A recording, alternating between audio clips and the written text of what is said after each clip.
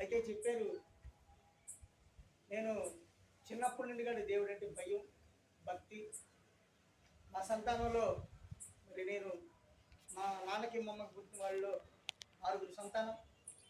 6లో 3 ఆడపిల్లలు, 3 మగపిల్లలని. అయితే నేను ఇప్పటి వరకు జీవించున్నానంటే ఆ ఉచితమైన కృప, దేవుని కృప. అయితే నా జీవితం చిన్నప్పటి నుంచి కష్టజీవిని.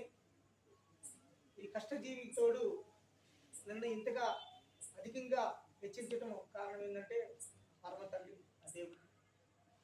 కనుక భూమి మీద నేను సజీవిగా ఉన్నానంటే ఆయన చిత్తం మీద ఉంది. ఆ చిత్తం నెరవేర్చడానికి నేను ఇంకా నన్ను భూలోకంలో సజీవుడిగా ఉంచాను.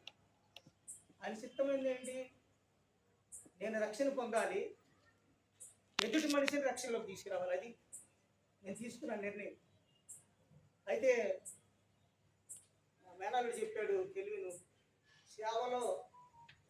అయితే మెయిన్ చర్చిలో కూడా నేను 3 డేస్లో ప్రసంగించాను. ఈ చీరాల చుట్టుపక్కల కొన్ని చర్చిల్లో జయంతిపేట కానీ, ముదిరిపేట కానీ, వేటపాలెం కానీ, ఇంకా అనేకమైన చర్చి పేరాలేక చాలా చర్చిల్లో మెసేజ్ ఇప్పుడే కాదు మిగతా ఊళ్ళో కూడా వెళ్ళి ప్రసంగం చేస్తూ ఉన్నాను. అది నేను తీసుకున్న నిర్ణయం ఏంటంటే ఉచితంగా సేవ చేయాలి. ఎక్కడ నేను పైసలు తీసుకోను. ఉచితంగా దేవుడి వాక్యం చెప్పాలి, ఉచితంగా బైబిల్ లేని బైబిల్ ఇవ్వాలి. అది నేను తీసుకున్న నిర్ణయం. ఆ విధంగా కొనసాగుతూ ఉంది. కనుక మా మేనగాడు చెప్పాడు, చెయ్యి చాలా గట్టిగా ఉండదు, కానీ అది నాది కాదు. చాలామంది అదే అంటారు. మరి నేను డైలీ గ్రౌండ్కి వెళ్తాను, ఫుట్బాల్ ఆడతాను. ఇప్పుడు కానీ ఫుట్బాల్ ఆడతాను. అది నా గొప్పతనం కాదు. అందుకే ఏంటంటే అందరూ అదే అంటారు. కానీ ఆయన ఉచితమైన కృప అది. ఆయన ఇంకా ఆయనలో వాడబడటానికి నన్ను ఇంకా సజీవుడిగా ఉంచాడని నేను దేవుడికి కృతజ్ఞత చెల్లిస్తా ఉన్నాను. కానీ ఈరోజు సెలబ్రేషన్ నాది కాదు. మరి పిల్లలు మరి వాళ్ళు తీసుకునే నిర్ణయం మరి 63 పూర్తి చేసుకుని 64లో ప్రవేశించానంటే ఆయన మరి దయాకిరీటం సంకీర్తనలు 65:11 ఉంటుంది, నూతన దయాకిరీటం.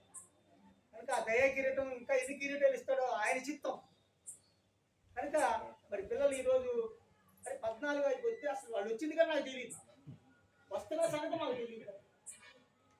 3:30కి ఇంట్లోకి వస్తే ఇక్కడ నా చేతికి అడ్డం కుక్క పెట్టి మా ఆడవాళ్ళ చేత బయటికి తీసుకొచ్చి చూస్తే కారు.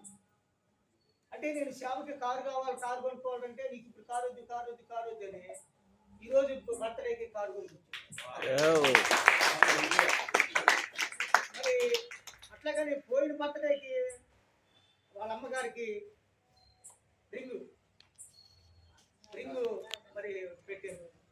మరి వాళ్ళ పిల్లలు ఈరోజు వాళ్ళ యొక్క దేవుడు అంటాడు, అదే గర్భఫలం దేవుడిచ్చు బహుమానం. ఆ బహుమానం ఈరోజు ఆ బహుమానం అనేది వాళ్ళందరి ముందు కనపడతారు. కనుక మరి దేవుడు నేను చిన్నప్పటి నుంచి కష్టజీవి. ఆ కష్టజీవిలో దేవుడు అంచెలంచెలుగా నేను డబ్బు సంపాదించాలనుకున్నప్పుడు సంపాదించాను.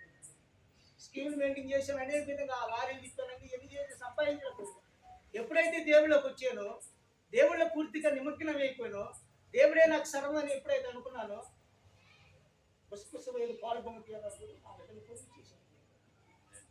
కనుక అప్పుడే దేవుని బిడ్డలారా ఈరోజు మరి మీ యొక్క సెలబ్రేషన్ గురించి మీరందరికీ మరి నేను చెప్పుకున్న గొప్ప విషయం కాదు, ఇది రియల్గా జరిగిన వాస్తవం. ఇది మరి స్పిన్నింగ్ మిల్లో బరిగొడ్డు కాసిన వాస్తవం చెప్పాలంటే, బరిగొడ్డు కాస్తూ టైర్ బండి తోలి ఎక్సైజ్ చేస్తూ అలాంటి వ్యక్తిని మరి స్పిన్నింగ్ మిల్లో చేరి మా నాన్న స్పిన్నింగ్ మిల్లో కార్పెంటర్, ఆయన కింద పని కింద కుర్రోడుగా పెట్టుకుంటే నేను టెక్నికల్ వర్క్లో బాగా ఇంప్రూవ్ అయిపోయాను. ఆ టెక్నికల్లో అక్కడ పెట్టగా డిగ్నేషన్ అన్నీ చేశాను. ఆ తర్వాత ఆర్టీసీలో డ్రైవింగ్ నేర్చుకొని ఆర్టీసీలోకి వచ్చి స్పిన్నింగ్ మిల్లో 2 నెలలతో 20 సంవత్సరాలు చేశాను. ఆర్టీసీలో 27 సంవత్సరాలు కంప్లీట్ పూర్తి చేసుకున్నాను. ఇవన్నీ ఎందుకు చెప్తున్నానంటే దేవుడి ఎడల భయభక్తులు ఎవరైతే కలిగి ఉంటారో వాళ్ళకి దేవుడు బ్లెస్సింగ్ ఇస్తూ ఉంటాడు.